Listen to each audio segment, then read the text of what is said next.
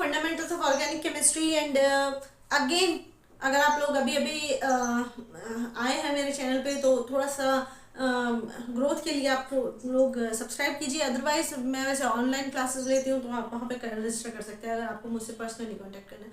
Recorded lectures are just for those students जो बार बार भूल जाते हैं कि कंसेप्ट क्या है। सो फंडामेंटल्स ऑफ ऑर्गेनिक केमिस्ट्री के बारे में लेक्चर 1 मैंने अभी रिसेंटली पोस्ट किया था। अब सेकेंड लेक्चर है फंडामेंटल्स ऑफ ऑर्गेनिक केमिस्ट्री का रिएजेंट्स। मैंने पिछले लेक्चर्स में आपको बताया था दैट कोई भी रिएक्शन है उसके अंदर रिएजेंट जो होते हैं वो दो होते हैं, एक होता है सबस्ट्रेट, एक होता है अटैकिंग रिएजेंट। तो उन दोनों की क्वालिटीज मैंने आपको बता दी थी। कई बार कई केसेस में सबस्ट्रेट और अटैकर सेम कैटेगरी से होते हैं, but the main thing is that nucleophile क्या बनेगा और इलेक्ट्रोफाइल क्या बनेगा। सो इस लेक्चर में मैं बात करूंगी सिर्फ और सिर्फ इलेक्ट्रोफाइल और न्यूक्लियोफाइल की। तो इलेक्ट्रोफाइल क्या होता है और न्यूक्लियोफाइल क्या होता है इसे समझना बहुत आसान है। सो इलेक्ट्रोफाइल मतलब that species that loves electron, ठीक है। सो वो खुद कैसी होनी चाहिए, अगर उसे इलेक्ट्रॉन चाहिए, इलेक्ट्रॉन इज नेगेटिव तो the species itself is positive, ठीक है। Not only positive species are electrophile, कुछ न्यूट्रल स्पीसीज भी होती है। We will continue in this lecture, ठीक है। दूसरा होता है आपका nucleophile. Nucleophile is as we know that nucleophile तो nucleus loving and nucleus is always positive, so it means these species are negative. तो नेगेटिव स्पीसीज क्या करती हैं, पॉजिटिव न्यूक्लियस को अट्रैक्ट करती हैं। हमें पता है कि जो एटम है उसका न्यूक्लियस जो है उसके अंदर बहुत सारे प्रोटॉन हैं। ये प्रोटॉन्स जो न्यूक्लियस है उसको इलेक्ट्रो पॉजिटिव बनाते हैं और इन्हीं प्रोटॉन्स की तरफ अट्रैक्ट होते हैं सारे इलेक्ट्रॉन्स, ठीक है। सो बेसिकली एक एटम तो न्यूट्रल होता है, लेकिन अगर उसके पास से इलेक्ट्रॉन निकाल दिया जाए तो न्यूक्लियस में प्रोटॉन्स की संख्या ज़्यादा हो जाएगी और बाहर इलेक्ट्रॉन्स की संख्या कंपैरेटिवली कम हो जाएगी, जिसकी वजह से क्या होगा, जो न्यूक्लियस का चार्ज है वो क्या होगा, वो बाहर स्प्रेड आउट होगा, जिसकी वजह से वो एक पॉजिटिव, ठीक है, पॉजिटिव स्पीसीज बनेगा। नाउ मूविंग ऑन कि रिएजेंट्स होते हैं कितनी तरह के, हम किस तरह से फाइंड आउट करेंगे कौन सा इलेक्ट्रोफाइल है कौन सा न्यूक्लियोफाइल है। So as the name indicate electrophile, electrophile मतलब एक ऐसी स्पीसीज जो इलेक्ट्रॉन अट्रैक्टिंग होगी, ठीक है, जो इलेक्ट्रॉन को अपनी तरफ अट्रैक्ट करेगी, ठीक है, फीलिया होगा उसे इलेक्ट्रॉन्स का। तो वो स्पीसीज जो इलेक्ट्रॉन को अपनी तरफ अट्रैक्ट करना चाहे, बेसिकली उसके पास इलेक्ट्रॉन्स की कमी होनी चाहिए, ठीक है, तभी तो वो इलेक्ट्रॉन को अपनी तरफ आकर्षित करेगी। सो इन दैट केस हम ये कह सकते हैं that electrophiles are of two types, 1 2। पहला तो होगा पॉजिटिव इलेक्ट्रोफाइल्स। तो जितनी भी पॉजिटिव स्पीसीज हैं, जितनी भी पॉजिटिव स्पीसीज हैं उन सबको आप इलेक्ट्रोफाइल की कैटेगरी में डाल सकते हैं, ठीक है। इस लेक्चर के एंड में बहुत इंटरेस्टिंग तरह के फिशंस मैं आपको बताने वाली हूँ जो कि आपकी ऑर्गेनिक केमिस्ट्री में रेगुलरली आते रहते हैं, बट आप वहाँ पे उन्हें पढ़ना जरूरी नहीं समझते। तो कुछ रिएक्शंस हैं जिनमें इलेक्ट्रोफाइल और न्यूक्लियोफाइल का फेट किस तरह होता है, ये चीज़ हम डिस्कस करेंगे। सो कंटिन्यू बने रहिए। तो पॉजिटिव जो होगा वो इलेक्ट्रोफाइल, और उसके अलावा कोई इलेक्ट्रॉन डेफिशिएंट न्यूट्रल एटम भी, ठीक है, न्यूट्रल एटम या कंपाउंड, ठीक है, दोनों कैटेगरी ले सकते हैं, एटम भी ले सकते हैं और हम कंपाउंड भी ले सकते हैं, वो भी इलेक्ट्रोफाइल हो सकता है, ठीक है, जो कि इलेक्ट्रॉन डेफिशिएंट होगा। अब इलेक्ट्रॉन डेफिशिएंट इलेक्ट्रोफाइल होता क्या है। सो हाँ, पॉजिटिव स्पीसीज तो आपको पता है कि पॉजिटिव स्पीसीज जैसे H पॉजिटिव हो गया, Na पॉजिटिव हो गया, CH3 पॉजिटिव हो गया, ठीक है, या फिर आपका हो गया CH3 CO पॉजिटिव। इस तरह की पॉजिटिव स्पीसीज सारी because there is a positive charge, तो क्लियरली इंडिकेटेड है कि ये सारे स्पीसीज क्या होंगी, इलेक्ट्रोफाइल। लेकिन इलेक्ट्रॉन डेफिशिएंट न्यूट्रल एटम कौन सा होगा। सो इसके लिए आपको पढ़ना है कौन सा, आपको पढ़ना बोरॉन फैमिली, जो आप पीरियडिक टेबल में पढ़ते हैं बोरॉन फैमिली, उसमें बोरॉन एल्यूमिनियम, ठीक है, ये क्या है, ये these two are electron deficient atom, these two are electron deficient atom। क्यों है इलेक्ट्रॉन डेफिशिएंट एटम, क्योंकि बोरोन जो है that is not able to release all the 3 electron. कितने इलेक्ट्रॉन है इनके, ये बोरोन हो या एल्यूमिनियम, इनके वैलेंस शेल में होते हैं 3 इलेक्ट्रॉन्स, ठीक है, 3 इलेक्ट्रॉन्स होते हैं। अब 3 इलेक्ट्रॉन्स में बोरोन की कैपेसिटी क्या है कि वो कोवेलेंट बॉन्डिंग बनाएगा, तो मैक्सिमम 3 और इलेक्ट्रॉन को अपने साथ जोड़ लेगा, ठीक है। Number of total electron is 6, ठीक है।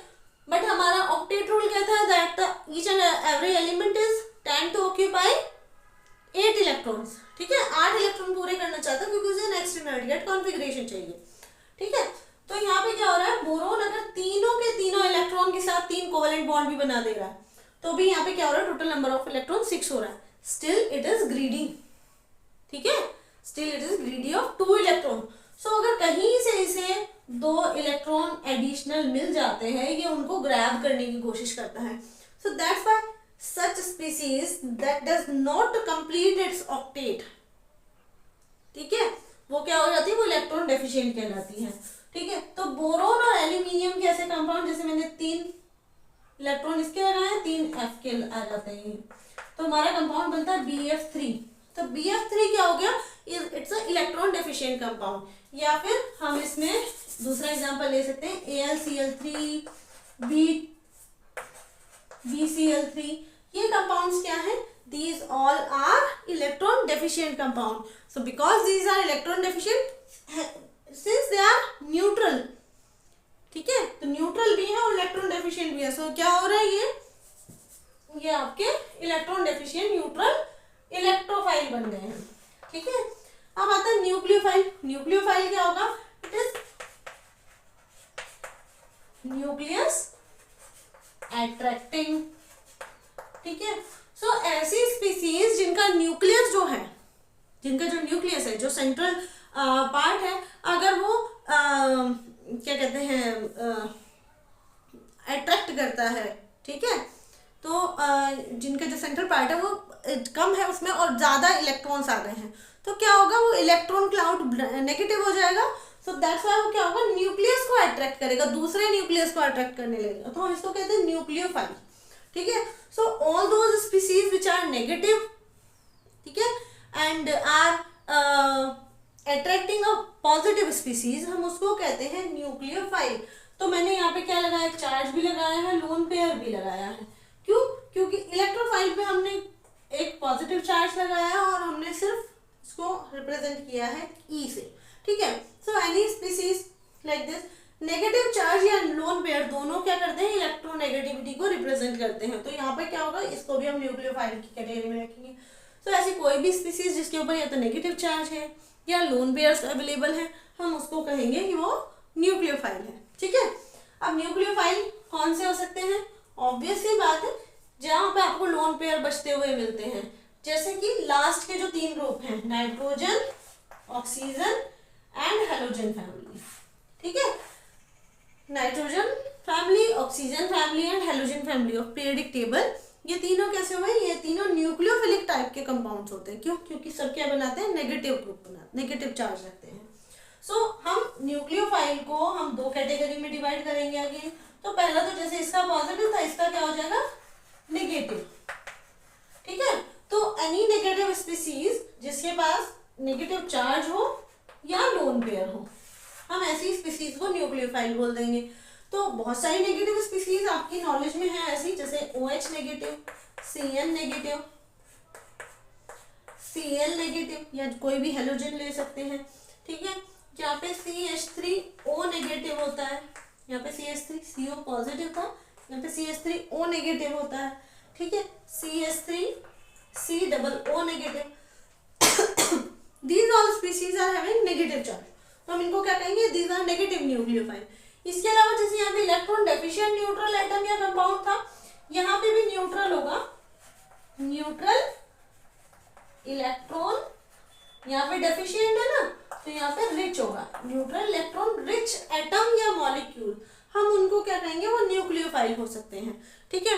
सो यहाँ पे ठीक है, आपका एक हो गया नेगेटिव वाला न्यूक्लियोफाइल, एक हो गया जो इलेक्ट्रॉन रिच। अब इलेक्ट्रॉन रिच के लिए कौन सी फैमिली, जैसे हमने यहाँ पे फैमिली पढ़ी ना, बोरोन फैमिली इलेक्ट्रॉन डेफिशिएंट होती है, ऐसे ही हम यहाँ पे कह सकते हैं जो नाइट्रोजन फैमिली होती है, वो इलेक्ट्रॉन रिच होती है। क्यों होती है वो electron rich? Because nitrogen phosphorus, अगर हम इन दोनों को देखें, यहाँ पे बता देती हूँ, नाइट्रोजन फॉस्फोरस अगर हम इन दोनों को देखते हैं तो नाइट्रोजन के पास एक है लोन पेयर और 3 है उसके पास इलेक्ट्रॉन अवेलेबल। ठीक है, लोन पेयर भी है और 3 इलेक्ट्रॉन अवेलेबल भी है। ठीक है, तो ये क्या करता है, 1 2 3 3 बॉन्ड बना देता है। इसका एक लोन पेयर जो है वो इजी अवेलेबल है किसी और स्पीसीज को अट्रैक्ट करने के लिए। तो ये क्या हुआ, ये न्यूट्रल इलेक्ट्रोफाइल हुआ। NH3 का मॉलिक्यूल, NH3 का मॉलिक्यूल ये क्या करता है, नाइट्रोजन के 3 इलेक्ट्रॉन है, हाइड्रोजन के 3 इलेक्ट्रॉन आए, नाइट्रोजन के पास एक लोन पेयर बच गया। आपको पता है NH3 का मॉलिक्यूल बड़े आराम से NH4 पॉजिटिव में कन्वर्ट हो जाता है। क्यों कन्वर्ट हो जाता है NH4 पॉजिटिव में? क्योंकि ये H पॉजिटिव को ये लोन पेयर अट्रैक्ट करता है। ठीक है, तो हम इसको कहते हैं न्यूट्रल न्यूक्लियोफाइल। इसके अलावा एक आप ये देखिए एग्जांपल PCl5। ठीक है, PCl5 में जो फास्फोरस है उसके पास 5 इलेक्ट्रॉन है वैलेंस शेल में, लाइक इन नाइट्रोजन, और ये 5 Cl के साथ रिएक्ट करता है। तो 5 Cl क्या करेंगे, 5 इलेक्ट्रॉन देंगे। तो टोटल नंबर ऑफ इलेक्ट्रॉन कितना हो गया, 10। तो यानी कि ऑक्टेट से ज्यादा बढ़ गए। ठीक है, फास्फोरस पेंटाक्लोराइड जो है वो इसका एक बेस्ट एग्जांपल है, जिसमें आप ऑक्टेट रोल को एक्सटेंड करते हैं, एक्सटेंडेड ऑक्टेट रोल होता है वहाँ पे। ठीक है, तो होपफुली आपको समझ में आया होगा कि इलेक्ट्रोफाइल और न्यूक्लियोफाइल में क्या डिफरेंस है। अगर आप लोग चाहते हैं कि और ज़्यादा अच्छे से डिस्क्राइब हो चीज़ें, और सारी चीज़ें आपको डिस्क्रिप्शन चाहिए, तो आप उसके लिए मुझे मेल कर सकते हैं या फिर कमेंट बॉक्स में कमेंट कर सकते हैं। Thank you and we will continue fundamentals of organic chemistry in the next lecture.